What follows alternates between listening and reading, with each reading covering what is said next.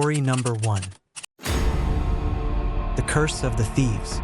Bodie, California, once a thriving gold mining town in the late 19th century, now stands silent and frozen in time. Its wooden buildings, some half-collapsed, others eerily preserved by layers of dust and snow, whisper tales of a bustling past now overshadowed by abandonment. As a writer fascinated by ghost towns and their lingering spirits, I found myself irresistibly drawn to Bodie. Little did I know, the town harbored a curse that would intertwine with my own history in ways I couldn't have imagined. I arrived in Bodie on a chilly October morning, the sun barely piercing through the thick clouds that perpetually hung over the town. My car crunched on the gravel roads, each turn revealing more of the deserted storefronts and empty streets. I checked into the Bodie State Historic Park, a modest cabin that offered the perfect vantage point for my research.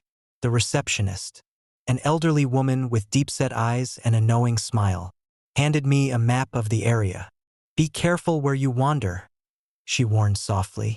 "Bodie has a way of keeping its secrets." I chuckled nervously, dismissing her words as mere superstition. After all, I was here to uncover the truth behind the legends, not to fall victim to them. My first few days were spent exploring the remnants of Bodie's past, photographing the decaying structures, and interviewing the few remaining locals who still held onto the town's stories. One evening, as dusk settled over Bodie, I decided to visit the old general store, a relic from the town's heyday. The wooden door creaked ominously as I pushed it open, the interior cloaked in shadows. Shelves lined with dusty goods stood untouched, and the air was thick with the scent of mildew and decay. I set up my camera, capturing the haunting beauty of the abandoned store. As I moved through the aisles, I couldn't shake the feeling of being watched. The fading light cast long shadows that seemed to dance and shift with every step I took. I paused in front of a cracked mirror hanging on the wall, the surface smeared with age. Suddenly, a cold chill swept through the room, and I saw it, a bloodied handprint appear on the mirror, dripping crimson down the glass.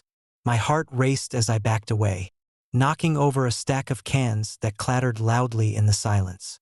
I turned to leave, but the door slammed shut with a force that made the walls vibrate. Panic set in as I pounded on the door, shouting for help, but only the echo of my own voice responded. The temperature plummeted, my breath visible in the frigid air. Then, amidst the darkness, a figure emerged, a woman dressed in a pristine white kimono, her eyes hollow and sorrowful. She floated towards me, her presence both ethereal and terrifying. "Return what you have taken," she whispered, her voice like the rustling of dry leaves. Terrified, I stumbled back, my mind racing to understand what was happening.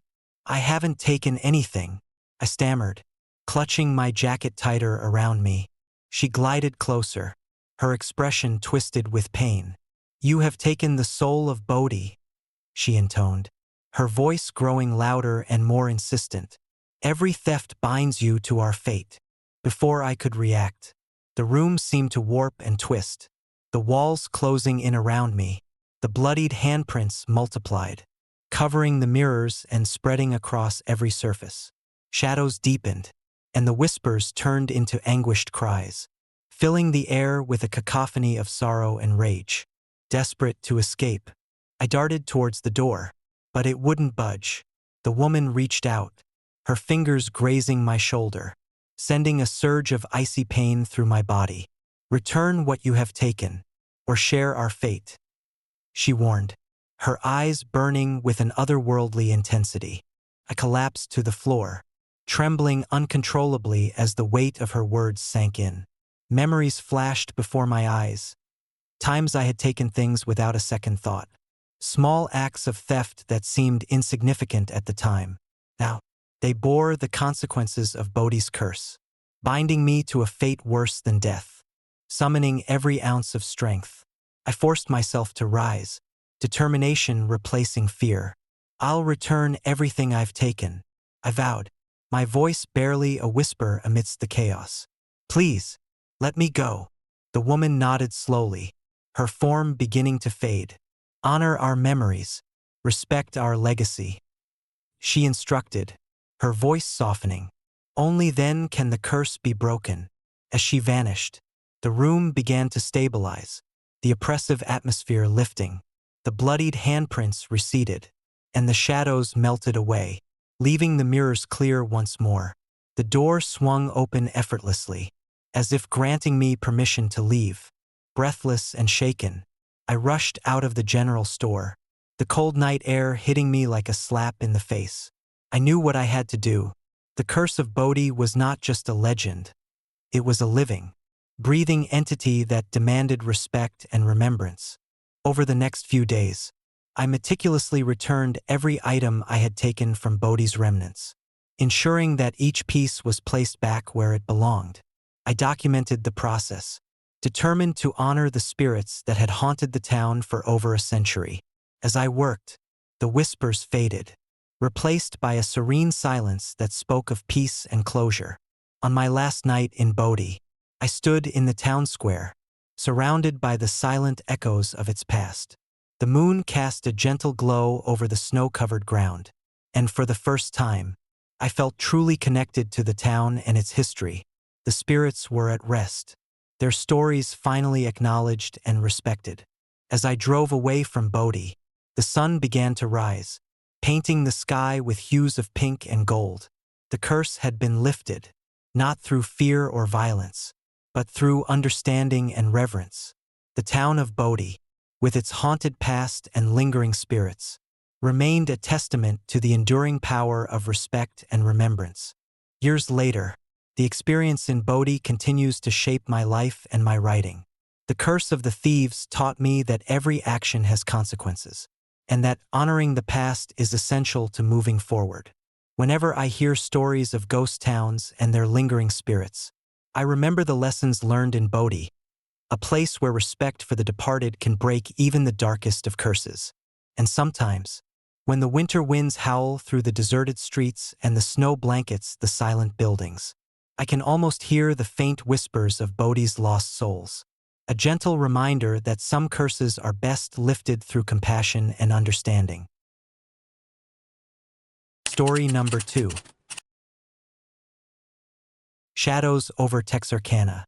Texarkana, a town split between Texas and Arkansas, had always held a peculiar charm for me. Nestled on the state line, it was a place where cultures mingled, and stories intertwined like the branches of the ancient oak trees that lined its streets.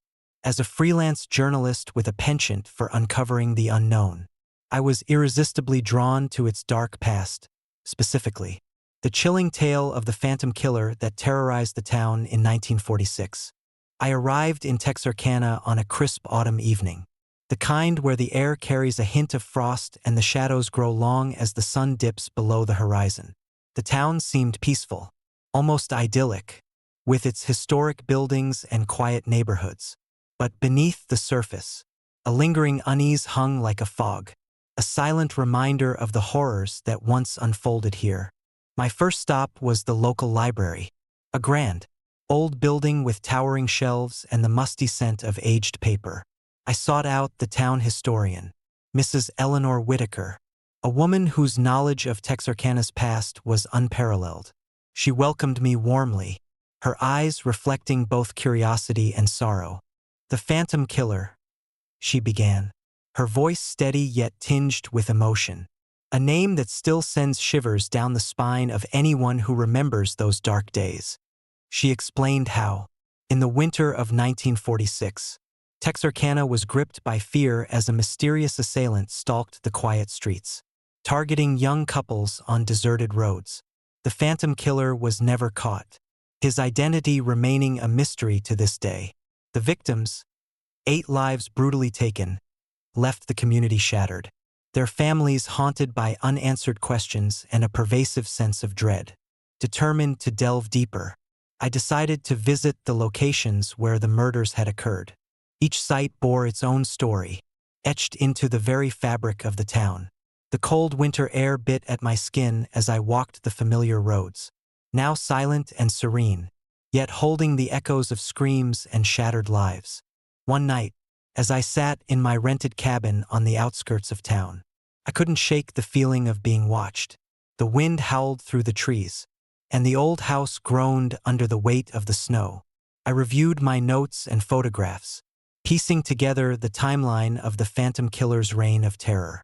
The more I uncovered, the more I felt an inexplicable connection to the victims, their stories intertwining with my own.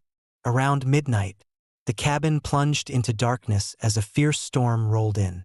Lightning illuminated the sky, casting eerie shadows that danced across the walls.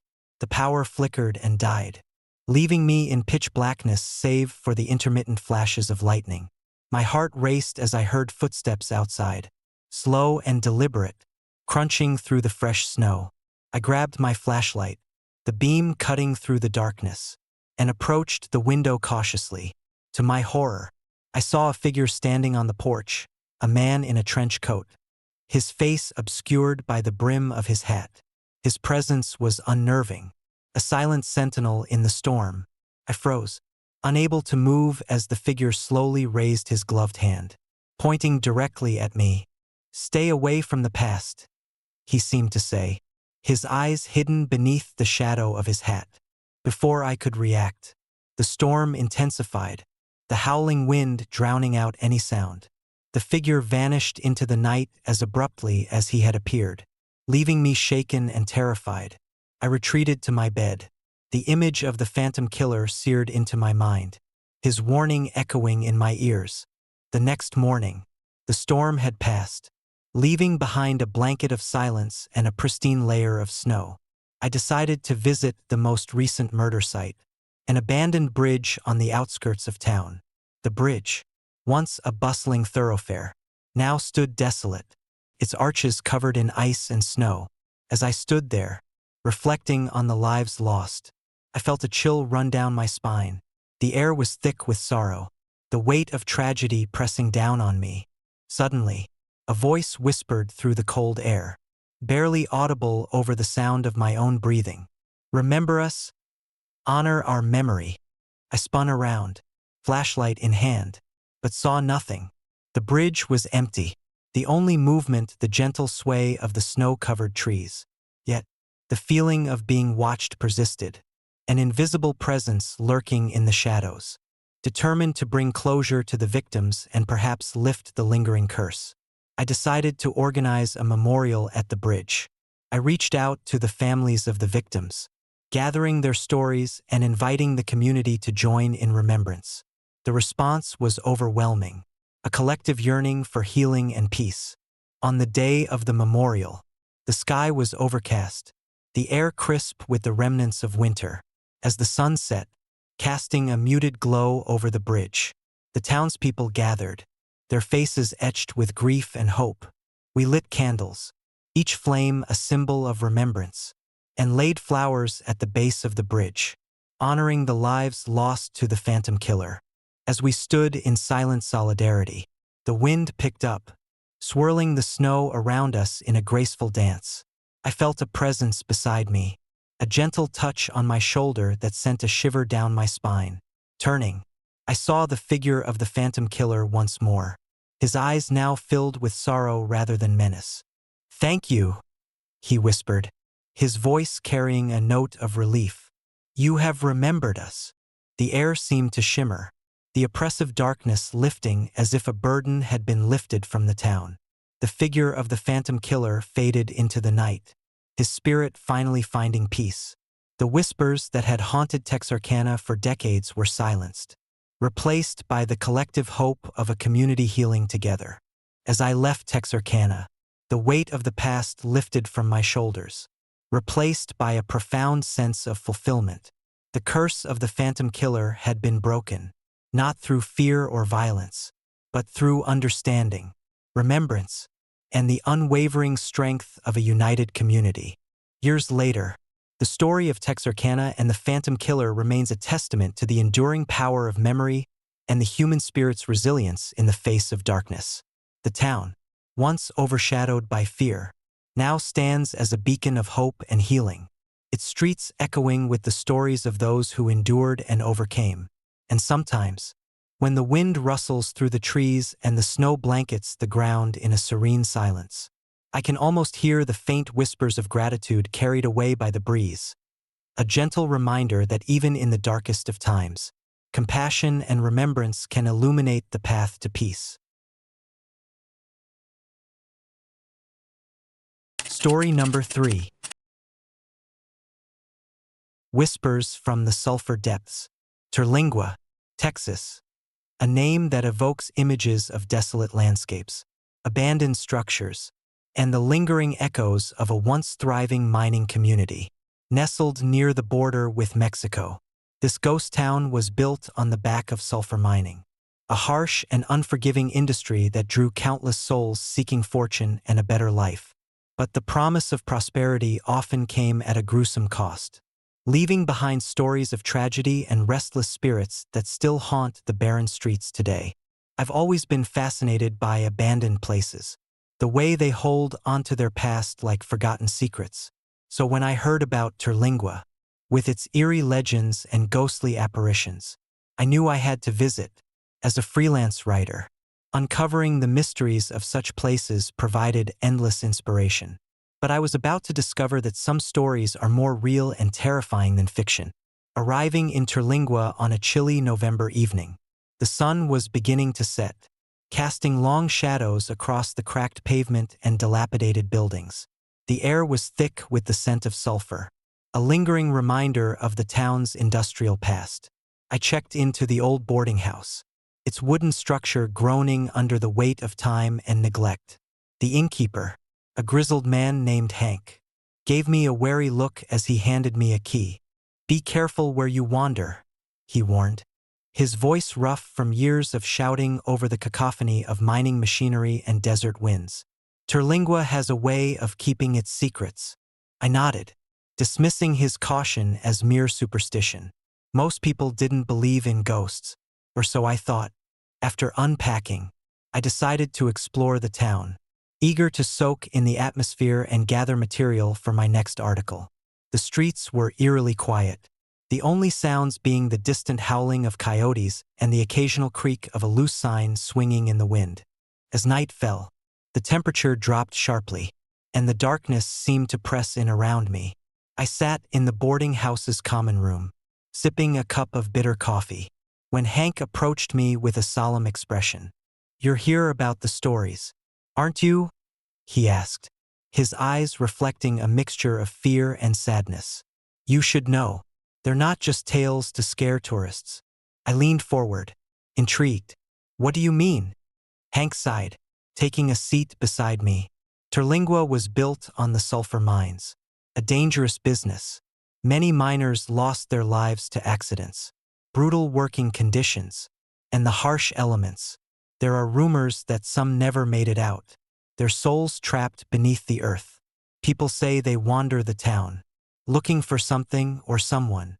I shivered, partly from the chill in the room and partly from the gravity of his words. "Have you seen anything unusual?" Hank hesitated before nodding slowly. "Footsteps on the sand, shadows moving where there's no one. Sometimes, at night, you can hear them, whispers of the lost miners. They say if you take something from the town, no matter how small, you'll suffer the same fate as them." Determined to uncover the truth, I spent the next day visiting the remnants of the mining operations. The old mines loomed ominously in the distance, their entrances swallowed by the encroaching desert. As I approached, the temperature seemed to drop further, the air heavy with an unspoken dread. I set up my camera and began documenting the desolate landscape, the abandoned equipment, and the haunting beauty of the decaying structures. As dusk turned to night, I returned to the boarding house, my mind racing with the stories I had heard and the eerie silence that surrounded me. I decided to review the footage I had captured during the day, hoping to find something that could explain the legends. Scrolling through the images, most were mundane old mining carts, rusted machinery, and expansive shots of the barren land.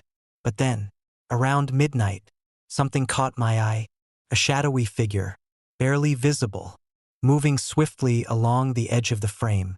My heart raced as I rewound the footage, but the figure vanished as quickly as it had appeared. Shaking off the unease, I continued watching, only to find the same figure appearing intermittently throughout the night. Determined to get to the bottom of it, I decided to stake out the town the following night, hoping to witness the phenomena firsthand. Equipped with my camera, notebook, and a sturdy flashlight, I set up a base in an abandoned house near the old mine entrance.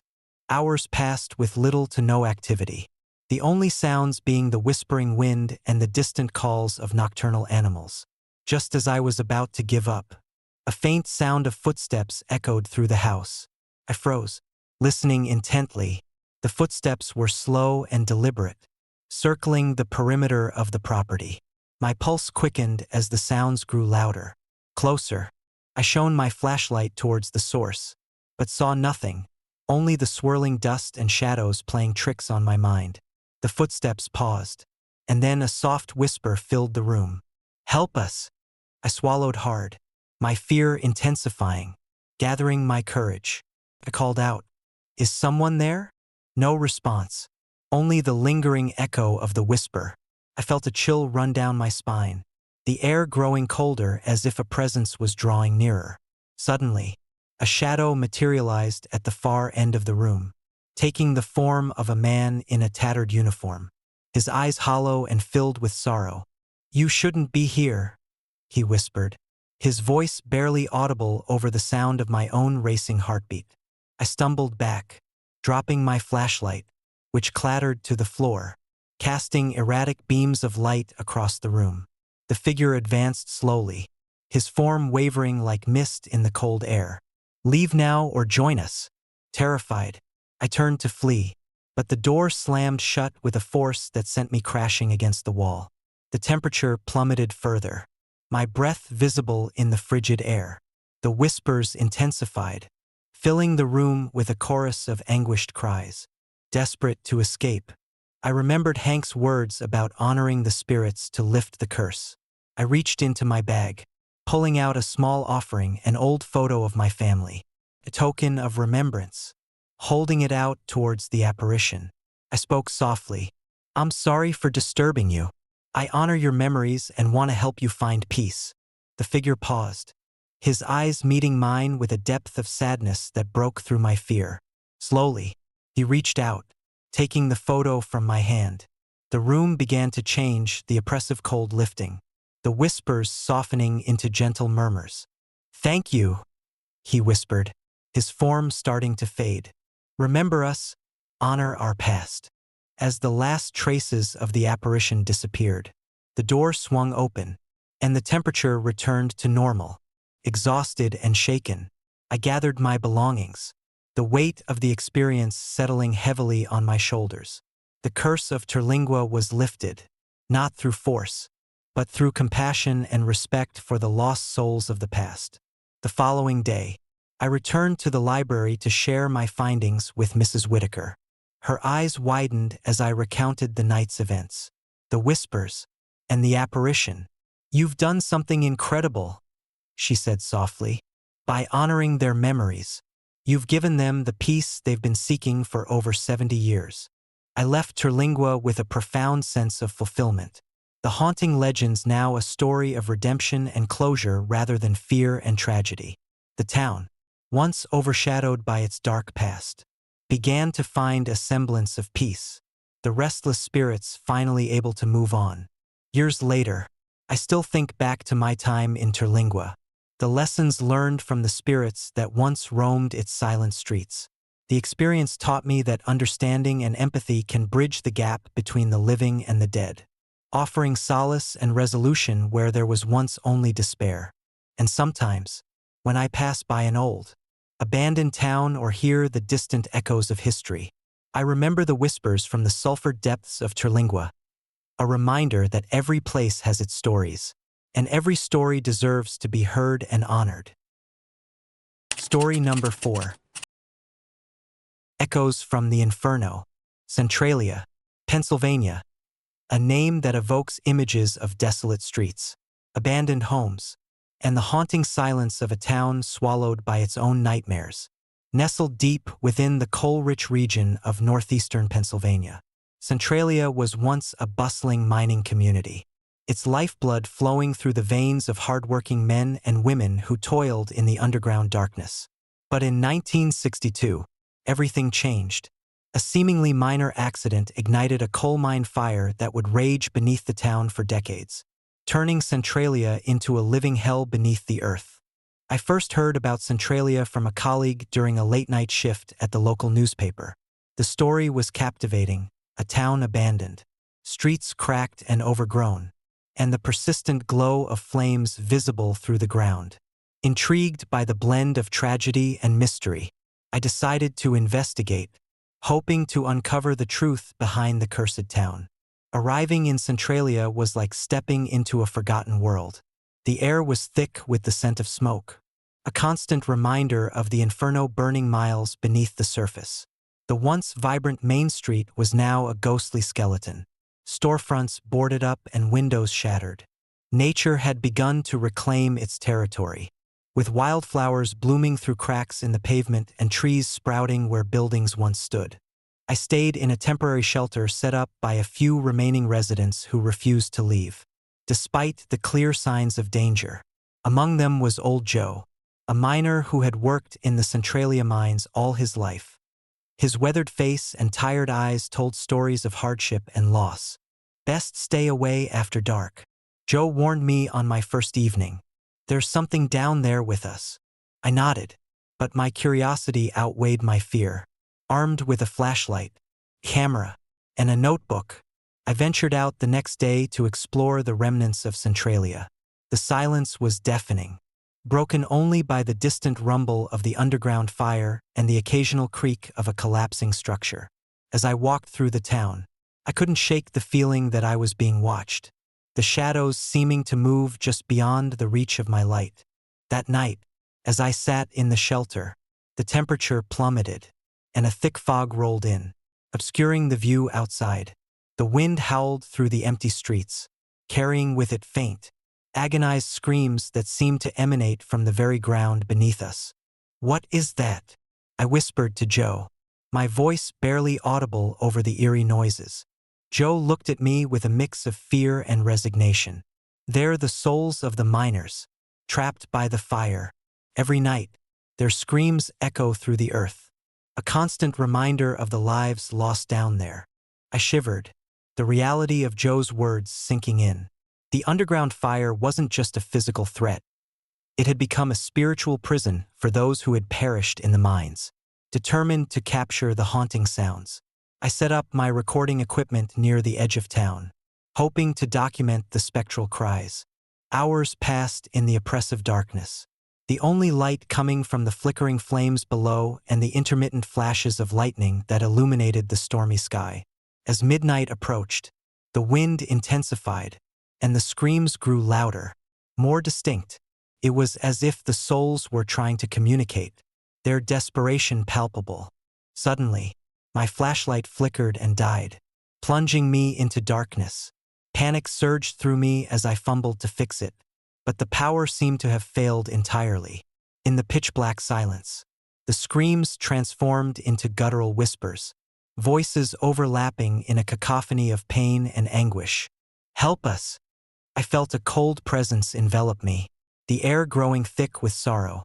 The ground beneath my feet seemed to pulse, the heat from the underground fire seeping into the surface.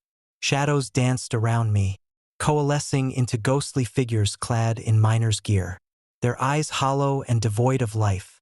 One figure stepped forward, his face contorted in eternal torment. "Why do you disturb our rest?" he demanded, his voice echoing through the darkness. Trembling, I tried to respond, but no words came out.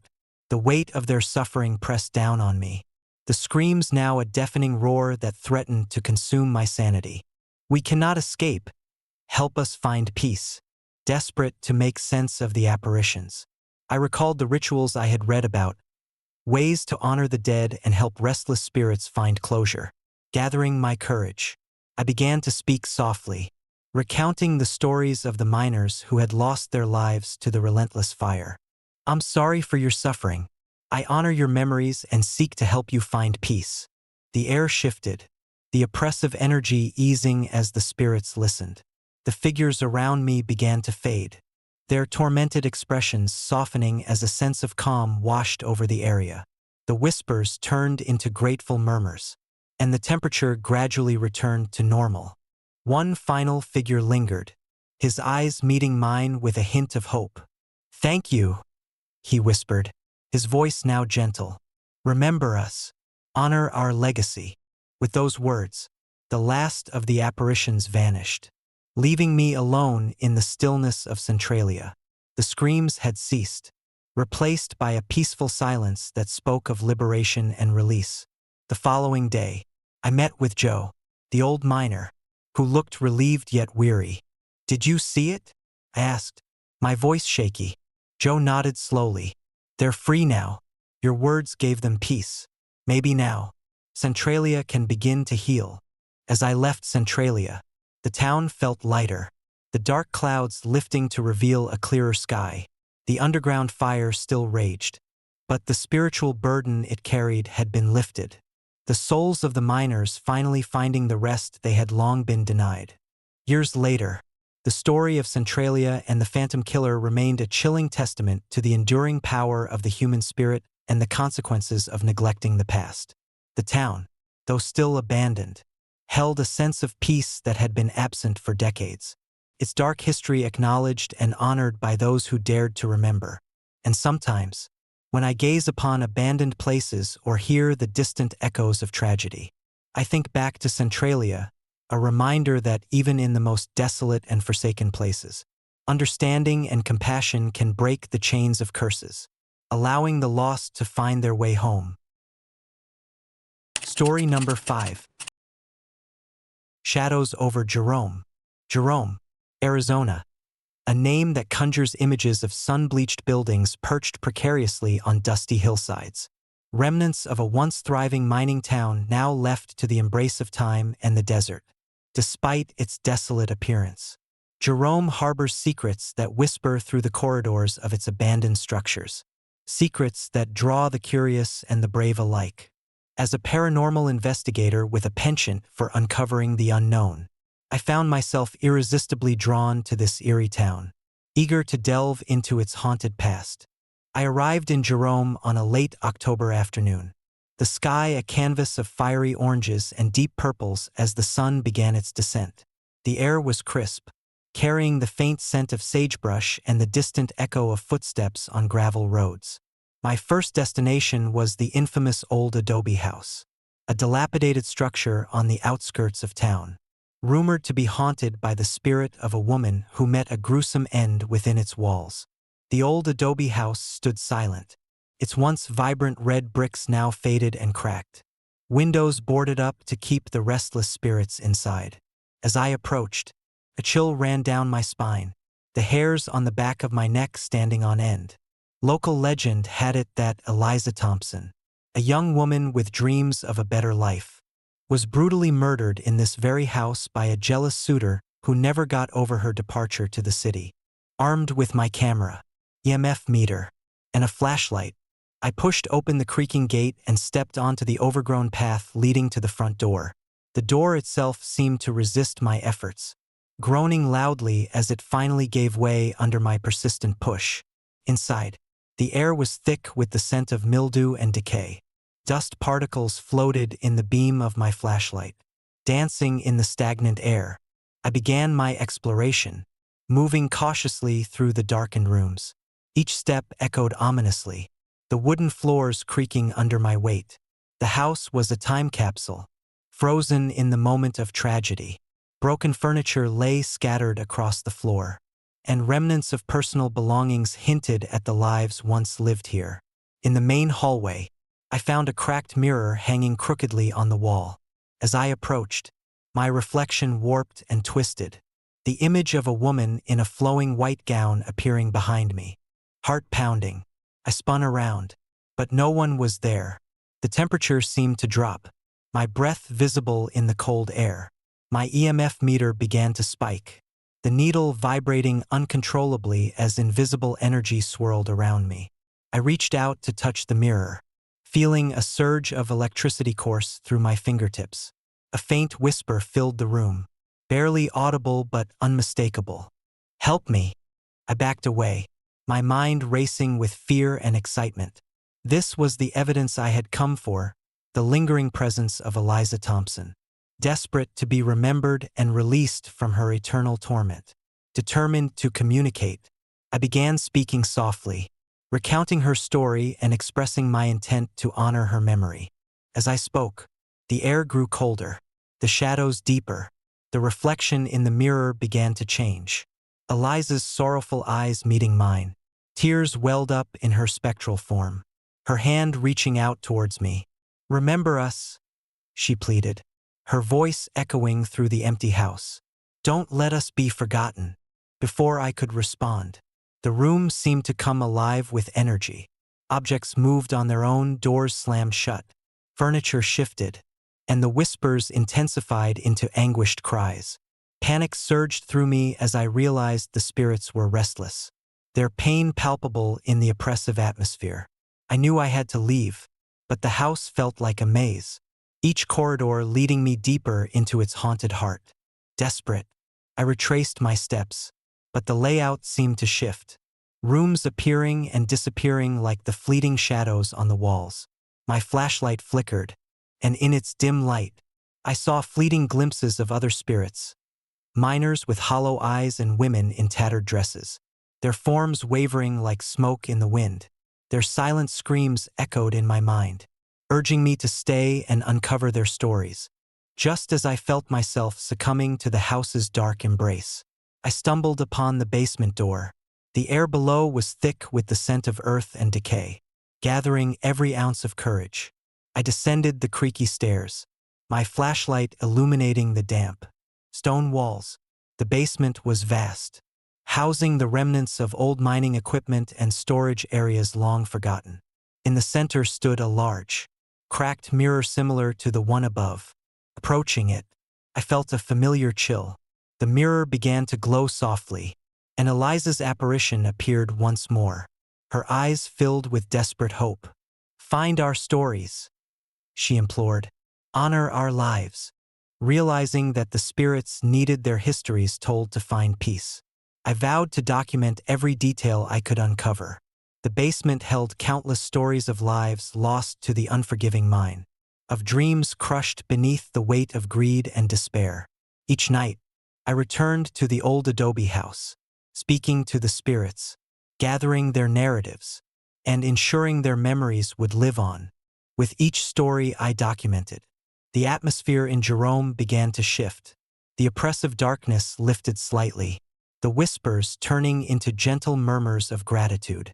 The spirits no longer felt trapped but were now honored and remembered. The curse that had plagued the town for decades seemed to wane, replaced by a sense of closure and peace. But Jerome had another haunting, the Jerome Grand Hotel, formerly a psychiatric hospital, now a grand yet decaying establishment that once housed troubled souls seeking refuge from their inner demons. The hotel's dark history was as rich as its architecture. Stories of unending torment and restless spirits that wandered its halls, echoing the pain of their past lives. Determined to uncover the full extent of Jerome's haunted legacy, I booked a night at the Jerome Grand Hotel. The lobby was grand, with ornate furnishings and a sweeping staircase that led to the upper floors. The air was thick with the scent of aged wood and lingering sorrow. As I settled into my room, the door closed behind me with a definitive thud, sealing me inside the haunted sanctuary. That night, the spirits of the hospital awakened. The sound of distant screams echoed through the halls, interspersed with the soft footsteps of unseen figures. My flashlight flickered as I moved through the corridors, the shadows seeming to twist and writhe with malevolent intent. In the dim light, I saw glimpses of former patients, ghostly apparitions caught in perpetual anguish, their eyes hollow and filled with untold suffering. In the heart of the hotel, I found the old treatment rooms, remnants of a brutal past where patients were subjected to harsh treatments and unspeakable horrors. The air was heavy with the energy of lost souls, their pain palpable and overwhelming. As I explored, I felt a presence behind me, a woman in a tattered hospital gown, her face twisted in eternal sorrow. "Why do you disturb us?" she whispered, her voice like the rustling of dry leaves. "Remember our pain, honor our lives." I froze, understanding that these spirits, much like Eliza, needed their stories told to find peace. I began to document their experiences, speaking softly and offering my empathy. The oppressive atmosphere began to lift, the whispers transforming into gentle acknowledgments of my efforts. The spirits no longer seemed to linger with malevolence, but instead sought understanding and remembrance. As dawn broke over Jerome, the town felt different, lighter, as if the weight of its haunted past had been lifted. The old adobe house stood serene, the spirits at peace, and the Jerome Grand Hotel exuded a sense of calm and closure. My work had not only uncovered the dark histories of these haunted places, but had also provided a path to healing for the restless souls that once roamed them. Leaving Jerome, I carried with me the stories of Eliza Thompson and the tormented spirits of the Jerome Grand Hotel. Their echoes remained in my mind, a haunting reminder of the thin veil between the living and the dead, and the enduring power of compassion and remembrance. The town of Jerome, with its haunted past and serene present, stood as a testament to the resilience of the human spirit and the importance of honoring those who have been lost to time and tragedy. Years later, whenever I pass by an abandoned town or hear the faint echoes of the past, I think back to Jerome, a place where shadows hold stories and every whisper carries the weight of untold sorrow. The haunted hills of Jerome, Arizona, remain a beacon for those who seek to uncover the mysteries that lie beneath. A reminder that even in the darkest of places, there is hope for redemption and peace.